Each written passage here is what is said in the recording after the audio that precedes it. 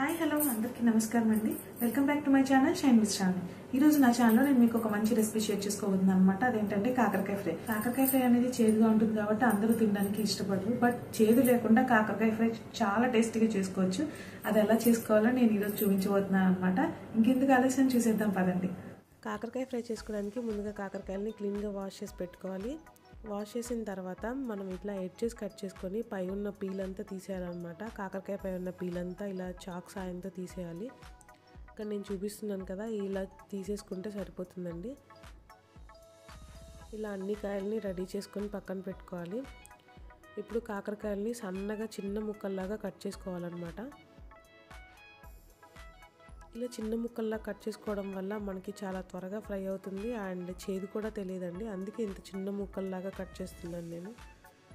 చూసారు కదా, ఇలా అన్ని కాయల్ని చిన్న ముక్కల్లా కట్ చేసుకొని ఒక ప్లేట్లోకి తీసుకోవాలి.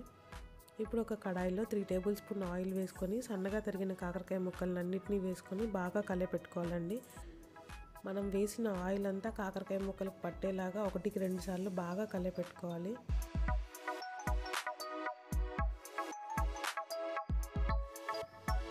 ఈ కాకరకాయ ముక్కలు ప్రతి 5 నిమిషాలకు ఒకసారి కలబెట్టుకుంటూ ఉండాలండి, లేకపోతే అడుగున ఉన్న ముక్కలన్నీ నల్లగా అయిపోతాయి అన్నమాట. ఇప్పుడు కాకరకాయలు కొంచెం మగ్గాయి, సో నేను మళ్ళీ ఇంకొకసారి కలబెట్టుకుంటున్నాను.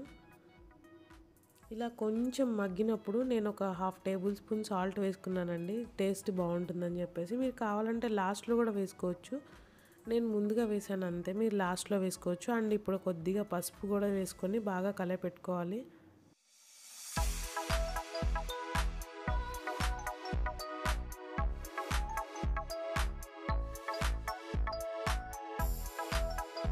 కాకరకాయ ముక్కలు బాగా ఫ్రై అయినట్టు ఎలా తెలుస్తుందంటే, కాకరకాయ ముక్కల నుంచి ఆయిల్ సపరేట్ అయిపోతుంది అనమాట. ఇక్కడ నేను చూపిస్తున్నాను కదండి, ఇలా చిన్న చిన్నగా సపరేట్ అయిపోతూ ఉంటుంది. ఇలా సపరేట్ అయిపోతున్నప్పుడు కాకరకాయ బాగా ఫ్రై అయినట్టు అనమాట. చూసారు కదా, ఇలా సపరేట్ అయిపోయిన తర్వాత ఒక 1 టేబుల్ స్పూన్ కారం వేసుకుంటున్నాను. రుచికి సరిపడా కొంచెం సాల్ట్ వేసుకుంటున్నాను. 2 టేబుల్ స్పూన్ ధనియాల పొడి వేసుకొని బాగా కలపెట్టుకోవాలండి. ఇలా బాగా కలపెట్టుకొని ఒక 2 మినిట్స్ పాటు వదిలేస్తే సరిపోతుంది. ఇలా ఒక 2 మినిట్స్ తర్వాత ఒక 1/2 కప్పు శనగపిండి కూడా వేసుకుంటున్నాను. శనగపిండి వేసుకోవడం వల్ల కొంచెం మైల్డ్గా చాలా బాగుంటుంది అనమాట టేస్ట్. ఇది మాత్రం అస్సలు స్కిప్ చేయొద్దండి, ఖచ్చితంగా శనగపిండి వేసుకుంటేనే మంచి టేస్ట్ వస్తుంది. శనగపిండి కూడా వేసుకొని బాగా ఒక 2 మినిట్స్ పాటు బాగా కలపెట్టుకొని స్టవ్ ఆఫ్ చేసుకుంటే సరిపోతుంది. అంతే, అందరికి ఇష్టమైన కాకరకాయ ఫ్రై రెడీ అయిపోయినట్లే. మీరు కూడా ఈ రెసిపీని తప్పకుండా ట్రై చేయండి. నా వీడియో కనుక మీ అందరికీ నచ్చినట్టయితే please subscribe to my channel. పక్కనే ఉన్న బెల్ ఐకాన్ క్లిక్ చేయడం మాత్రం మర్చిపోవద్దు. Thank you for watching.